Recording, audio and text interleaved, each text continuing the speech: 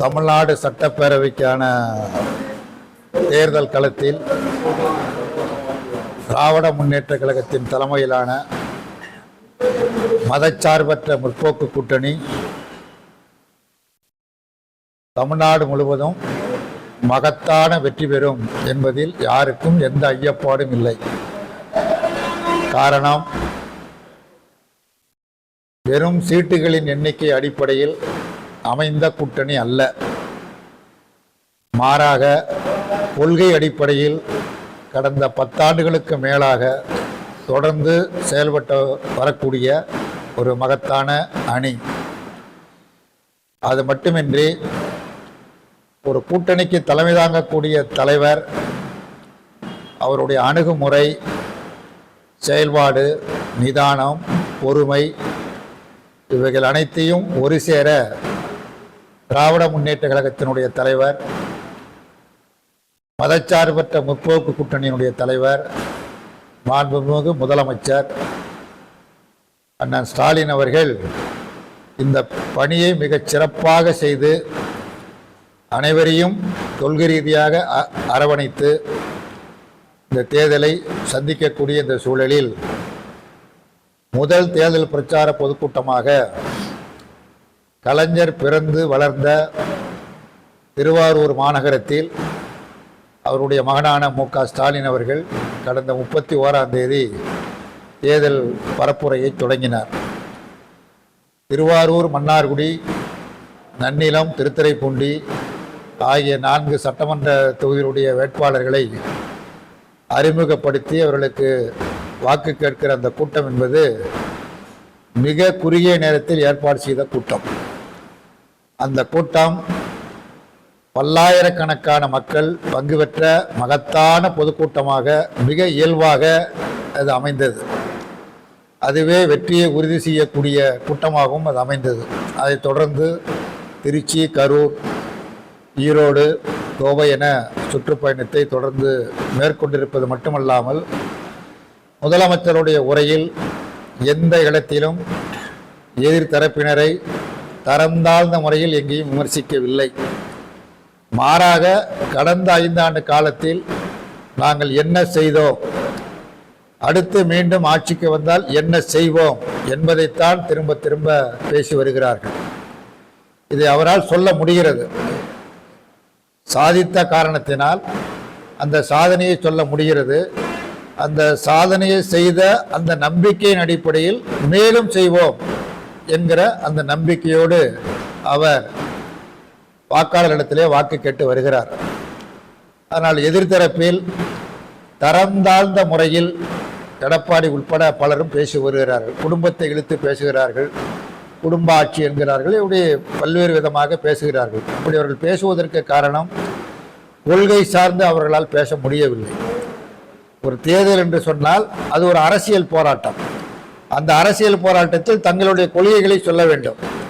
கொள்கையை சொல்வதற்கு எந்த கொள்கையும் அவரிடத்தில் இல்லாத காரணத்தினால் ஒரு தரம் தாழ்ந்த விமர்சனங்களை விமர்சித்து பேசித்து கொண்டு இருக்கிறார்கள்.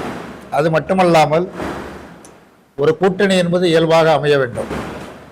அதிமுக கூட்டணி என்று சொல்கிறார்கள். அது அதிமுக கூட்டணி அல்ல, பாஜக கூட்டணி தான். இந்த மதச்சார்பற்ற முற்போக்கு கூட்டணி இருக்கிற அத்தனை கட்சிகளும் எங்களுடைய முதல்வர் வேட்பாளர், இப்போது இருக்கிற முதல்வர் ஸ்டாலின் தான் எங்களுடைய முதல்வர் வேட்பாளர் என்று பகிரங்கமாக சிறிய கட்சி முதல் பெரிய கட்சிகள் அத்தனை பேரும் சொல்கிறார்கள்.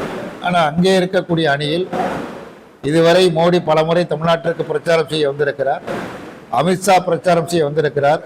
ஒரு இடத்தில் கூட எடப்பாடி தான் முதலமைச்சர் என்று இதுவரையில் சொல்லவில்லை.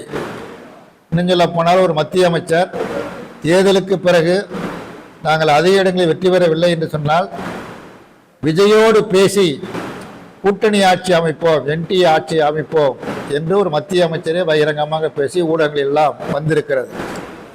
பாரதிய ஜனதா கட்சி என்பது மகாபாரதத்தில் வரக்கூடிய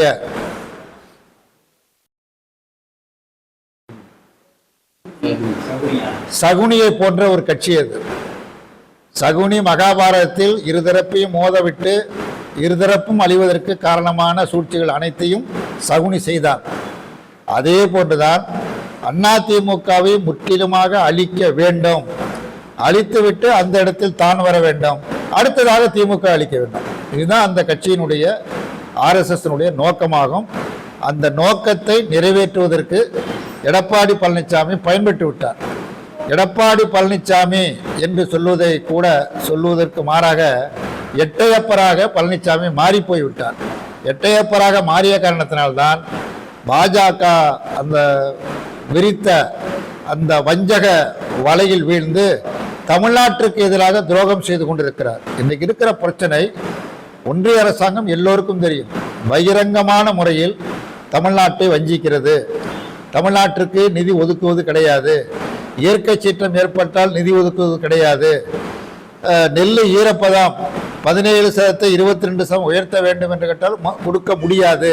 அது மட்டுமல்லாமல் ஒன்றிய அரசாங்கம் நிர்ணயித்த விலையை விட மாநில அரசாங்கம் கூடுதலாக ஊக்கத்தொகை கொடுக்க கூடாது என்று சுற்றறிக்கையை அனுப்பியிருக்கிறார்கள்.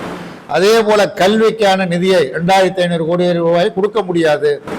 நாங்கள் சொல்லுகிற தேசிய கல்விக் கொள்கையை ஒப்புக்கொண்டால் பணம் கொடுப்போம், இல்லை என்றால் கொடுக்க முடியாது என்று ஒட்டுமொத்தமாக தமிழ்நாட்டை எந்த அளவிற்கு புறக்கணிக்க முடியுமோ, எந்த அளவிற்கு வஞ்சிக்க முடியுமோ அத்தனை காரியங்களையும் ஒன்றிய அரசாங்கம் செய்து கொண்டிருக்கிறது என்பது எல்லோருக்கும் தெரியும், எடப்பாடிக்கும் தெரியும்.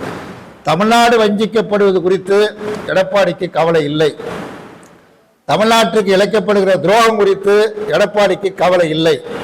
அவருடைய இந்த தேர்தலை பொறுத்தமட்டில் அவருடைய அணுகுமுறை என்பது முதலமைச்சராக வேண்டும் என்பது அல்ல, மாறாக அதிமுகவுடைய பொதுச் செயலாளராக நீடிக்க வேண்டும் என்கிற ஒற்றை இலக்கத்தில் தான் அவர் பிஜேபி சொல்லுகிற அத்தனை வஞ்சகங்களுக்கும் அவர் இரையாகி கொண்டிருக்கிறார்.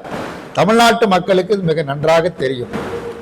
தமிழ்நாட்டு மக்கள் பாஜக குறித்தும் பாஜகவின் செயல்பாடு குறித்தும் ஒன்றிய அரசின் அணுகுமுறை குறித்தும் மிக நன்றாக தெரிந்து வைத்திருக்கிறார்கள். உதாரணமாக இப்போ இந்த தேர்தல் அறிவிக்கப்படுவதற்கு முன்னதாகவே, ஒரு மாதத்திற்கு முன்னதாகவே மகளிர் உரிமை தொகை 1000 ரூபாய் கொடுத்து கொண்டிருந்ததை திடீரென முதலமைச்சர் காலை ஒரு 6 மணிலிருந்து 7 மணிக்குள்ளாக ஒவ்வொரு குடும்ப தலைவிகளுக்கும் அந்த 3 மாதத்திற்குரிய 3000, மே மாதத்திற்கு சிறப்பு நிதியாக 2000 சேர்த்து 5000 ரூபாய் வங்கியில் போட சொன்னார். ஒரு 2 மணி நேரத்துக்குள்ள அந்த காரியம் நடந்தது. ஏன் இதை செய்தார் என்று சொன்னால், அதை கொடுக்காமல் தடுப்பதற்குரிய அனைத்து முயற்சிகளையும் அவர்கள் மேற்கொண்டார்கள் என்பது தெரிந்துதான் அதை செய்தார். இப்பொழுது 5000 ரூபாய் கிடைத்திருக்கிறது. இப்பொழுது தேர்தலில் மீண்டும் நாங்கள் வெற்றி பெற்றால் 8000 ரூபாய் ஒவ்வொரு குடும்பத்திற்கும் கூப்பன் வழங்கப்படும். அந்த 8000 ரூபாய்க்கு நீங்கள் வேண்டிய பொருளை வாங்கிக் கொள்ளலாம் என்று முதலமைச்சர் அறிவித்திருப்பதை தமிழ்நாடு முழுவதும் மிகப்பெரிய வரவேற்பை பெற்றிருக்கிறது. காலை உணவு திட்டம் நல்ல வரவேற்பை பெற்றது மட்டுமல்லாமல் இப்பொழுது தேர்தல் அறிக்கையில் அது 8ஆம் வகுப்பு வரை நீடிக்கப்படும் என்று அறிவித்திருக்கிறார்கள். மகளிர் உரிமை தொகை 1000 என்பதை அடுத்து வரக்கூடிய வெற்றி பெற்ற ஆட்சிக்கு வந்த பிறகு 2000 ரூபாயாக உயர்த்தப்படும் என்று அறிவித்திருப்பதற்கு மிகப்பெரிய ஒரு நல்ல வரவேற்பை அது பெற்றிருக்கிறது. அதே போல மாணவர்களுக்கு மாதந்தோறும் 1000 ரூபாய் வழங்கப்பட்டு வருகிறது. இவையெல்லாம் நடைமுறையில் செயல்பாட்டில் இருக்கக்கூடிய செய்திகளாகும். ஆகவே ஏற்கனவே அரசு செயல்பட்டதும் அடுத்ததாக இன்னதை நாங்கள் செய்ய போகிறோம் என்று திராவிட முன்னேற்ற கழக தேர்தல் அறிக்கையில் அறிவித்திருப்பதும் தமிழ்நாட்டு மக்களிடத்திலே ஒரு நல்ல நம்பிக்கை ஏற்படுத்தியிருக்கிறது, நல்ல உற்சாகத்தை ஏற்படுத்தியிருக்கிறது. இயல்பாக இந்த அணி வெற்றி பெற வேண்டும் என்று தமிழ்நாட்டு மக்கள் விரும்புகிறார்கள். ஆகவே இந்த அணி மகத்தான வெற்றி பெறும். உருவாகி இருக்கிறார். அரசியலுக்கு யார் வேணாலும் வரலாம். தமிழ்நாட்டில் 4 அணின்னு சொல்றாங்க. 4 அணியில் 5 அணி. இப்போ ஜெயலலிதா சசிகலா அவர்களும் ராமதாசும் சேர்ந்து ஒரு அணியை உருவாக்கி அவர்களும் பல இடங்களில் வேட்பாளர்கள் நிறுத்தி கொண்டு இருக்கிறார்கள். அது மாதிரி இன்னொரு தலைவர் ஒரு 100 தொகுதிக்கு இன்றைக்கு வேட்பாளரை அறிவித்திருக்கிறார்கள். ஆக கிட்டத்தட்ட 4, 5, 6 என்று அணிகள் அதிகமாகி கொண்டிருக்கிறது. அது வேறு விஷயம். ஆனால் புதிதாக கட்சி தொடங்கியிருக்கிற ஒருவர் ஏதோ ஒரு நம்பிக்கையில் திரைப்படத்தில் கிடைத்த அந்த ஆதரவின் மூலமாக அரசியலிலும் வெற்றி பெறலாம் என்கிற நம்பிக்கையோடு வந்திருக்கிறார். தவறல்ல. அரசியல் வேறு, திரைப்படத்துறை வேறு என்பது கடந்த காலங்களில் நிரூபிக்கப்பட்டிருக்கிறது. தமிழ்நாட்டில் மட்டுமல்ல, இந்தியாவிலேயே ஆகச்சிறந்த நடிகர் மரியாதைக்குரிய சிவாஜி கணேசன் செவாலிய பட்டம் பெற்றவர். அவர் தனியாக கட்சி தொடங்கி 89ஆம் ஆண்டு அவர் போட்டியிட்டார் திருவையாறு தொகுதியில். முடிவு என்னவென்று தமிழ்நாட்டு மக்கள் நன்கு அறிவார்கள். வெற்றி தோல்வி என்பது அது ஒரு பக்கம் இருக்கட்டும். ஒரு அரசியல் கட்சியினுடைய தலைவர் வரவு செலவு அவருக்குள்ள சொத்து விவரங்களை எல்லாம் தேர்தல் ஆணையத்திற்கு கொடுக்க வேண்டும். எத்தனை ஆயிரம் கோடி இருக்கிறது, எவ்வளவு கடன் இருக்கு எல்லாம் கொடுக்க வேண்டும். அதை கொடுக்கிற பொழுது அப்பாவுக்கு கடன் கொடுத்தேன், அம்மாவுக்கு கடன் கொடுத்தேன், மனைவிக்கு கடன் கொடுத்தேன், மகனுக்கு கடன் கொடுத்தேன், மகளுக்கு கடன் கொடுத்தேன். குடும்பத்தில் இருக்கக்கூடிய அப்பா அம்மா மனைவி மகன் மகள் இத்தனை பேருக்கும் கடன் கொடுத்திருக்கிறேன் என்று தேர்தல் ஆணையத்திற்கு கொடுக்கப்பட்ட அந்த அறிக்கையில் குறிப்பிட்டிருக்கிறார். எந்த ஒரு அப்பாவையாவது இந்த மாதிரி நம்ம யாராச்சும் பார்த்துருக்கோமா இது வரைக்கும்? அப்படி யாராவது மனைவிக்கு கடை, அப்பாவுக்கு கடை, அம்மாவுக்கு கடை, பிள்ளைக்கு கடை, பொண்ணுக்கு கடைன்னு யாராவது இது வரைக்கும் கொடுத்து இதுவரையும் பார்த்தது கிடையாது. இப்படி ஒரு அரசியல் ஒரு கூத்து நடக்கிறது. கூட்டம் கூடுவது என்பது பொதுவாக திரைப்படத்துறையில் இருக்கக்கூடிய நடிகர்கள் அல்லது நடிகைகள் வெளியில் வந்தால் அதை பார்ப்பதற்கென்று ஒரு கூட்டம் வரத்தான் செய்யும். அது இயல்பானது. பார்க்கிற வருகிற கூட்டம் வேறு, பேச்சை கேட்க வருகிற கூட்டம் என்பது வேறு. இது ரெண்டுக்கும் ஒரு அடிப்படையிலே வித்தியாசம் இருக்கிறது. முதலமைச்சருக்கு வருகிற கூட்டம் பேச்சை கேட்பதற்கு வருகிற கூட்டம். இங்கே வருகிற கூட்டம் பார்ப்பதற்கு வருகிற கூட்டம். ஆக பார்ப்பதும் கேட்பதும் ஒன்றாகி விடாது. என்னதான் பல சித்து வேலைகள், பல சூழ்ச்சிகள் மேற்கொள்ளப்படுகிறது. வாக்குகளை பிரிப்பதன் மூலமாக மதச்சார்பற்ற முற்போக்கு கூட்டணி தோற்கடித்து விடலாம் என்று பாரதிய ஜனதா கட்சியினுடைய வஞ்சக வலையில் அந்த கட்சியும் விழுந்திருக்கிறது. இந்த புதிதாக தொடங்கியிருக்கிற கட்சி என்பது பாஜக விரித்த வஞ்சக வலையில். அவர் இன்னைக்கு பேசுகிற பொழுது சொன்னார், அவர் நடித்திருக்கிற ஜனநாயகன் என்கிற படம் வராமல் போனதற்கு காரணம் யாருங்கிறது எல்லாருக்கும் தெரியும். சென்சார் போர்டு இருக்குது. சென்சார் போர்டு ஒன்றிய அரசாங்கத்தின் கட்டுப்பாடு இருக்கக்கூடிய அமைப்பு. மாநில அரசுக்கும் அதற்கு எந்த சம்பந்தமும் கிடையாது. சென்சார் போர்டு தீர்க்க வேண்டிய ஒரு பிரச்சனையை தேர்தல் ஆணையத்திற்கு அனுப்புகிறது. இவர்கள் நீதிமன்றம் செல்கிறார்கள். நீதிமன்றம் நீ திரும்ப கீழ்கோர்ட்டுக்கு போகிறது, கீழ்கோர்ட்டின் சென்சார் போர்டு போகுது, சென்சார் போர்டு தேர்தல் ஆணையத்துக்கு போகுது. ஆக இந்த குழப்பம், அந்த படம் வெளிவராமல் தடுத்து நிறுத்தி இருப்பது இன்று வரையில் யார் என்பது எல்லோருக்கும் தெரியும். ஒன்றிய அரசாங்கம் தான். மாநில அரசாங்கம் அதுக்கு வந்து சம்பந்தமே கிடையாது. ஆனால் மாநில அரசாங்கத்தை விமர்சனம் பண்ணி பேசுகிறார்.